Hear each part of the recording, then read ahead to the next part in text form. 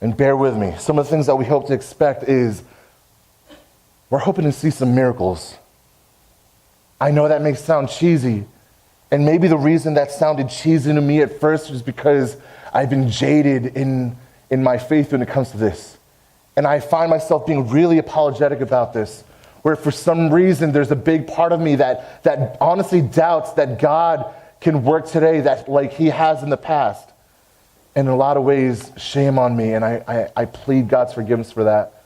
And if that's you, I empathize with you, but if we really go forward in faith, and as we really look to God in Scripture and see how he moves, one of the things that we can't help but expect is miracles, uncanny things happening. I remember going through phases in my life with my wife where we didn't know if we were going to be obedient, let's say, with tithing. There were times before where we would have to ask ourselves, we had a certain amount of money, and we didn't know if we were going to pay rent and buy groceries, or if we were going to pay rent and tithe. And there were moments where we said, all right, if we tithe, we just don't have anything else. But we decided to anyway, only to find out that after we tithed, 3 families would give us enough ShopRite gift cards to cover us for more than a month. Those are the kind of things that, even in a small way, we just couldn't explain by anything but God's hand in our lives. And trust me, that is barely the tip of the iceberg in terms of how God moves miraculously with us. So yes, in one accord, as we all begin to unify and look to invest in what's going on here in faith, I can expect miracles. I can expect people who are going through difficult lives financially. I believe that we may see unexpected income. And I believe other people who may have been struggling through health problems, I believe that we can see healing, because that's how our God works. I don't believe that we're treating him like a genie, but at the same time, our God is consistent with this. So I want to see these things happen. Other than seeing miracles, I believe that over the next 2 months and past it, I believe that we're going to grow spiritually. There's no way we can overstate this. We believe that we're going to grow spiritually because we're going to focus on this with laser-like precision in such a way that you're not going to avoid these conversations. You encounter us on a Sunday, we want to know how it's going in terms of your growth. We want to know how we can help you in terms of your growth. You go to a small group and people are going to be encouraging you to open up so that they too can nurture your growth. This is biblical Christian community. But it's not for the sake of a product. We're not trying to grow you for the sake of boosting numbers. We're not trying to grow you for the sake of boosting income here. But we do want to grow you because we have been loved and we want to love you. So even before I move forward, we also need to say if there are things that you are not ready for because you're going through a difficult season in your life, we're also not pressuring you to do anything, but we do want to ask, what can we do to help? In the same way that as my family and I have been mourning the passing of my goddaughter, Pastor Sam wasn't really quick to get on my case and ask me if I was still ready to preach. He gave me a lot of space and constantly asked me if I was okay, and everybody asked what they could do to help us, and I believe that changed a lot for me. That's why I chose to be here with us today. So we want to see miracles happen. We expect to grow spiritually. And here's one that I know we're not really going to like. I can expect us to be attacked and hassled by Satan. We say this all the time. Anytime we pose any kind of threat to the kingdom of Satan, he's going to step up. He's going to step up his game. That's just the truth. The moment we start to do anything where we want to try to grow closer to Jesus, Satan's going to try to draw us away from that, because the goal of the enemy is to steal, to kill, and destroy. But our God came, Jesus came so that he could give us life and life to the full. But you can know that there are going to be all kinds of distractions.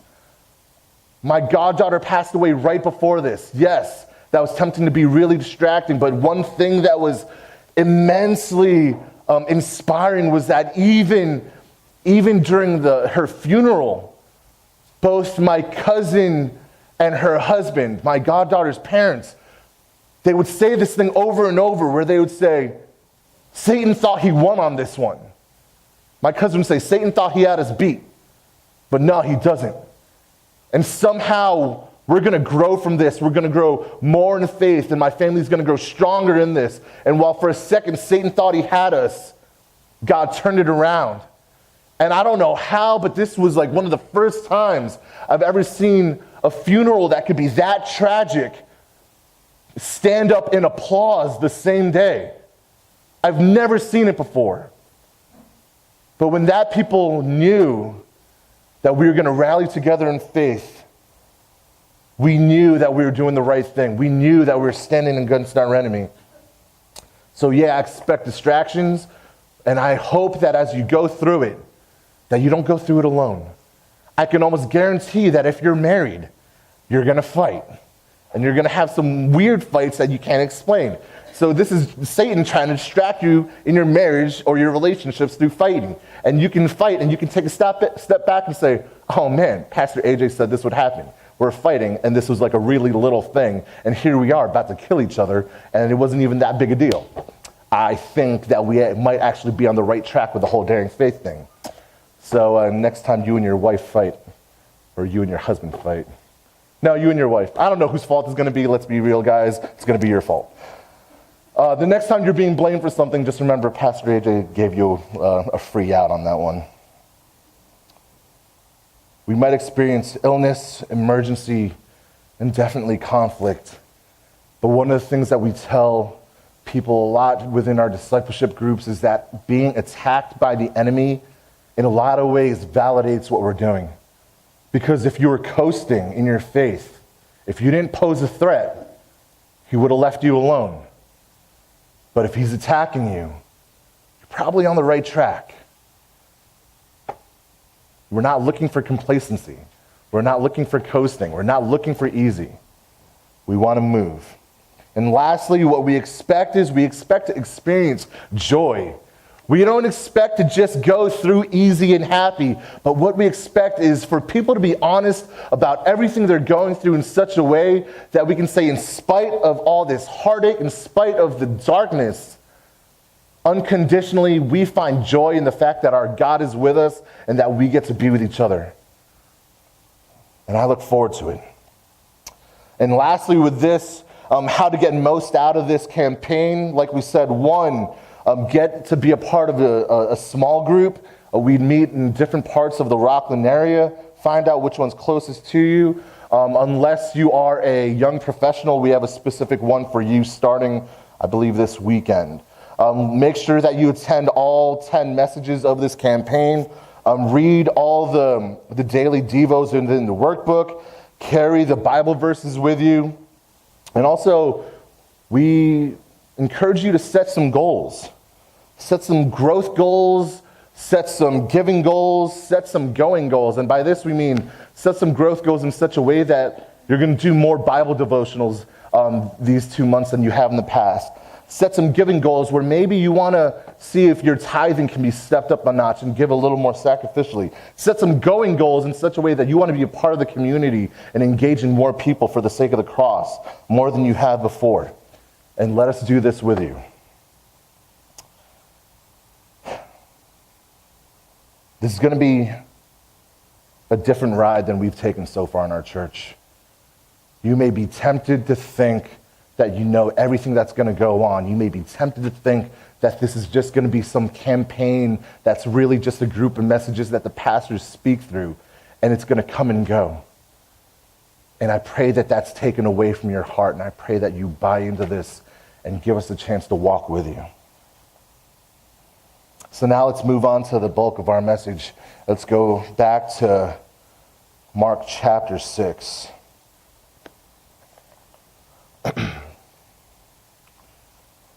I'm going to read through this. Mark chapter 6, verses 34 through 44.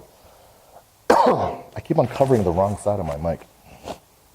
Here the word of the Lord says, When he went ashore, he saw a great crowd, and he had compassion on them, because they were like sheep without a shepherd. And he began to teach them many things. And when it grew late, his disciples came to him and said, "This is a desolate place, and the hour is now late. Send them away to go into the surrounding countryside and villages and buy themselves something to eat."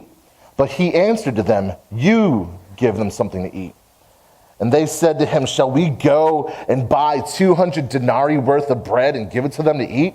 And he said to them, "How many loaves do you have? Go and see." And when they had found out, they said, 5 and 2 fish. Then he commanded them to sit down in groups on the green grass. So they sat down in groups, and by the hundreds and by the 50s. And taking the 5 loaves and the 2 fish, he looked up to heaven and said a blessing, and broke the loaves and gave them to the disciples to set before the people. And he divided the 2 fish among them all. And they all ate and were satisfied. And they took up 12 baskets full of broken pieces and of the fish. And those who ate the loaves were 5,000 men. So in terms of this, in terms of what we're asking us all to do to get ready for this miracle, is we want you to know that having faith in Jesus has this way where he takes a little and turns it into a lot. This is a widely known miracle throughout the Gospels, and it's actually arguably one of the more important ones because it's found in all 4 Gospels: Matthew, Mark, Luke, and John. And you got to wonder, if it's being presented in each of the Gospels, it's probably worth taking note of and studying a couple times over. But in terms of this idea of like how we're going to get ready for miracles in our lives, and this idea that Jesus turns a little bit into a lot, we need to start with this. And take out your pens, get those sheets out. First, we're going to start with admitting that I have an unsolvable problem. Creating space for God to work miraculously in our lives begins with admitting that I have this unsolvable problem. But we also need to realize that some of the things in our lives actually are solvable. So we may be asking God for things that he's given us power to work out. I may be asking God in such a way that I need him to work in my life. We may be asking God to let me lose like 50 pounds because that's the miracle that I need. That's not a miracle. Like you don't need a miracle to lose 50 pounds. You need a diet and a workout plan. Some of us be asking God for a miracle because our finances are low. And we say, God, I need a miracle because we don't have enough money. Really, you might not need a miracle. You might need a spending plan. So some of the things that we're looking at, we may not need a miracle. We might need an increase in discipline. So find out which areas of our lives are actual problems that God has equipped us to solve, where we just need his help staying disciplined, and what are the areas of our lives that are actually unsolvable. And what we find here in Mark chapter 6, I'll read 34 through 37 again. It says, when he went ashore, he saw a great crowd, and he had compassion on them because they were like sheep without a shepherd, and he began to teach them many things. And when it grew late, his disciples came to him and said, "This is a desolate place. This is a desolate place, and the hour is now late. Send them away and go to the surrounding countryside and villages and buy themselves something to eat." But he answered them, "You give them something to eat." So here are 3 typical things that we do with our problems. Typically, here's how we act. 1, we'll procrastinate. And I am like a Jedi master when it comes to procrastinating. You need to know, when it comes to high school and college, I pretty much lived on the edge of every single deadline. Mom and Dad, I'm sorry. I didn't know you'd be here this morning. Basically, I don't know that I did any paper before 12 a.m. the day that it was due. I really didn't change these habits until I was like a 3rd or a 4th year in college. Again, mom, dad, and also wife, I promise I have better studying habits now, that I didn't just write this sermon at 1 a.m. last night. Although I was reading it over at 1 a.m. last night, but that's different.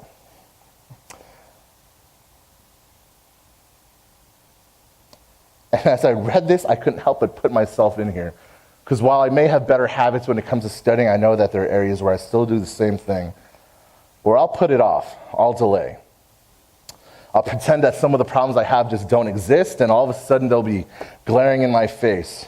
We see this in the passage where it says, it was late in the day. As in, the group came together, Jesus was teaching them, and it wasn't until it was late in the day that the apostles said, oh, hey, these guys got to eat. It was like, man, like, you guys probably knew these guys had to eat when you guys showed up, because you knew it wasn't going to be like some short time where you guys would come together and just go off. You saw a problem, and you were like, oh, man, there are like 5,000 dudes hanging out with us, and there's just no way we're going to feed them. So I'm just going to put this off, and hopefully the problem works itself out.